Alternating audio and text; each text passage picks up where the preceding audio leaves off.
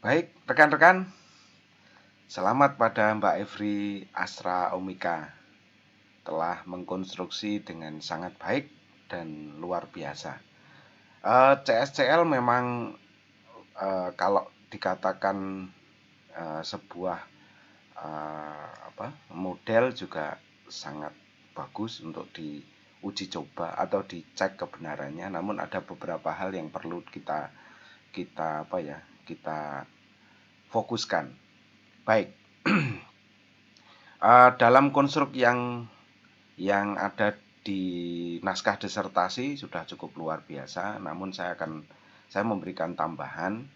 Ada dua hal yang harus dijelaskan dalam konstruk CSCL, yaitu bagaimana CSCL ini di manage ya. CSCL ini di manage karena jelas ini adalah memanage kolaborasi dalam artian dibantu oleh sebuah aplikasi atau secara computerized. Memang sudah dijelaskan tahapannya, sintaknya sudah dijelaskan, namun ada beberapa hal yang mungkin sudah umum, sudah lazim digunakan. Contohnya adalah saya menggunakan istilah think per share. Jadi think per share ini mengharuskan siswa bertindak, bukan mendengarkan secara pasif. Jadi konstruk manajemennya memang hampir kolaborasinya tidak banyak campur tangan dari pengajar. Dan ini kita juga tahu bahwasannya think per share ini sudah lama digunakan. Makanya saya mengusulkan ini jadi contoh saja ya, contoh saja. Bukan harus ini, tapi ini contoh saja. Misalkan jigsaw juga sama. Jadi dia menggunakan kolaborasi dengan memecah kelompok-kelompok bagian kecil dengan konstruk dia adalah menjadi sebuah expert dari masalah-masalah kecil itu, dan kemudian dia mengubahnya kembali dan memadukan pemikiran itu dalam kelompok aslinya.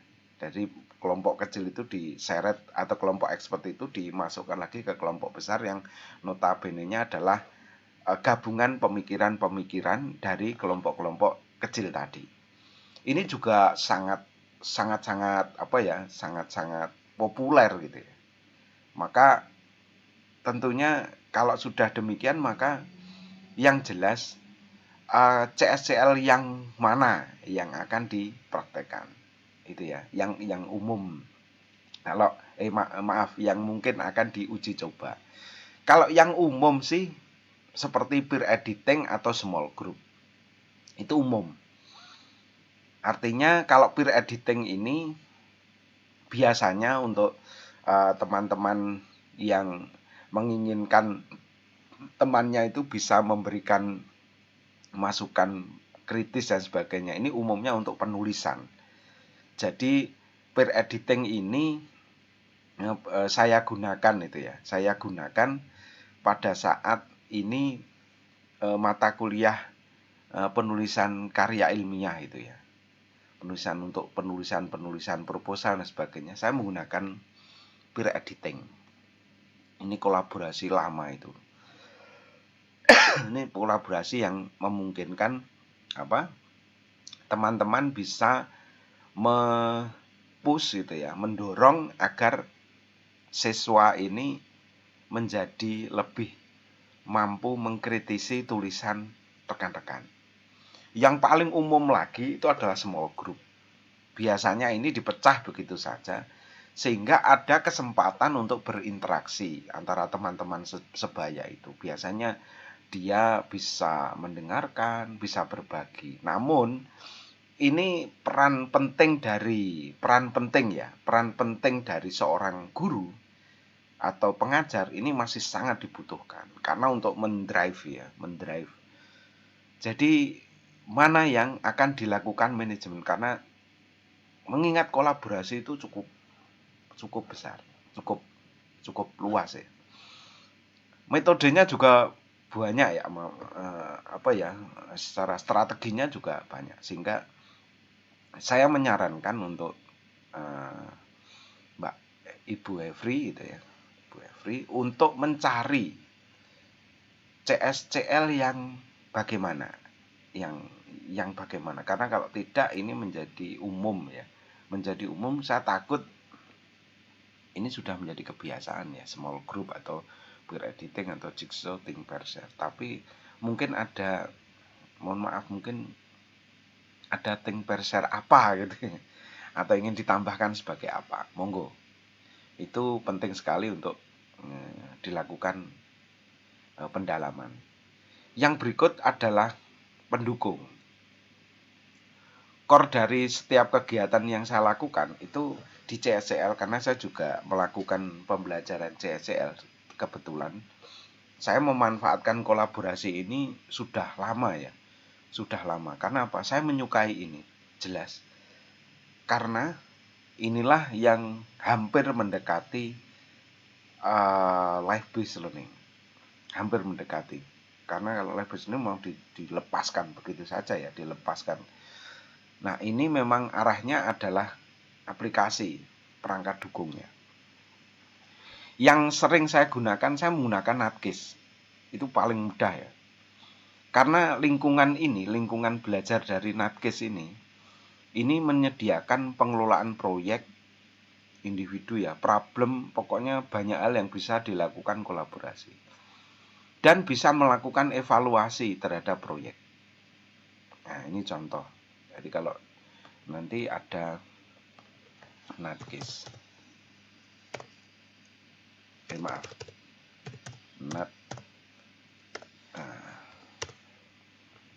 Jadi Natkis ini memang memanage proyek gitu ya, memanage proyek. Jadi Natkis ini bisa digunakan untuk memanage proyek. Tapi tidak harus ini hanya kolaborasinya memakai apa. Ini apakah LMS umum atau ini. Nah, ini saya tunjukkan ada yang tidak LMS umum. Namanya Natkis. Ada lagi ini yang sedang saya gunakan, yaitu Mandi. Tapi ini lebih ke arah grafis. Jadi pemantauannya itu grafis. Jadi kolaborasi itu dipantau dalam wujud Gantt chart. Jadi semacam ini keberhasilannya sekian persen, itu diwujudkan dalam Gantt chart. Luar biasa, hampir. Ini juga bagus ya, juga bagus. Jadi dia akan terpantau terus. Entah itu kita memakai jigsaw atau kita memakai kita memakai think pair share, itu terpantau. Artinya begini. Untuk melakukan analisisnya itu lebih mudah. Bukan manual, maksudnya saya tidak menjelekkan manual ya, bukan. Tapi ini lebih terdokumentasikan dengan baik dalam wujud data.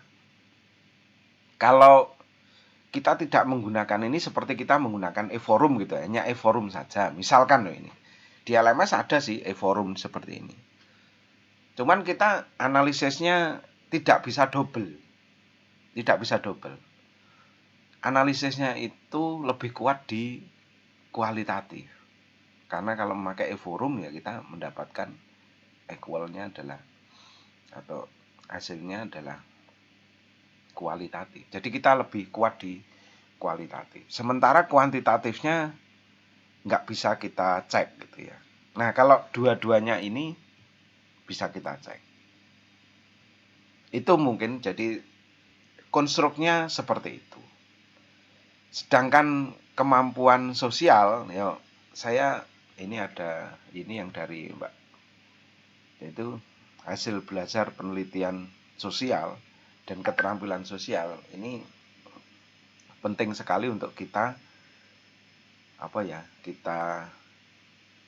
kita dalami. Ini nanti kalau diteorikan ini lebih banyak ke sosioculture, pendidikan sosioculture.